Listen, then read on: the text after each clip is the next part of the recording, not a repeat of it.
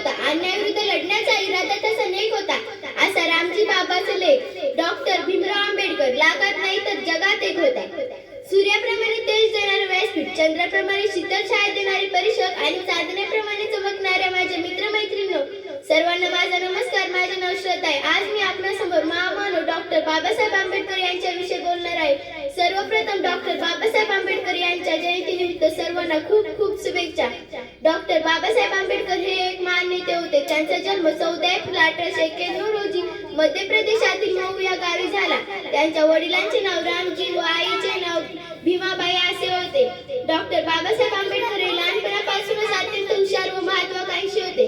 दलित असल्याने शालेय जीवनात त्यांना खूप त्रास सहन करावा लागला, तरी ते डगमगले नाही. त्यांनी विदेशात जाऊन उच्च शिक्षण घेतले. अशा या महामानवाने आपल्या भारत देशाचे संविधान लिहिले. संविधान लिहिण्यासाठी त्यांना 2 वर्ष 11 महिने 18 दिवस लागले होते. हा मानव आपल्या भारत देशातच झाला. ते झाला महूद गावात.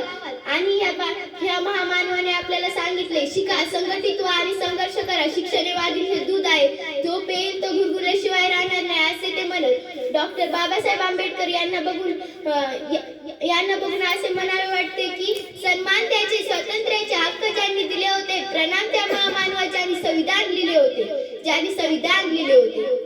अखेर 6 डिसेंबर 1956 रोजी त्यांचे महापरिनिर्वाण झाले.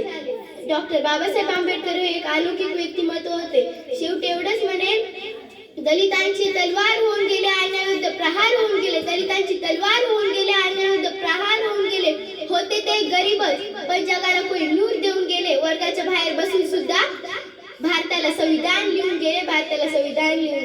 एवढं बोलून मी माझे भाषण संपवते. जय भीम.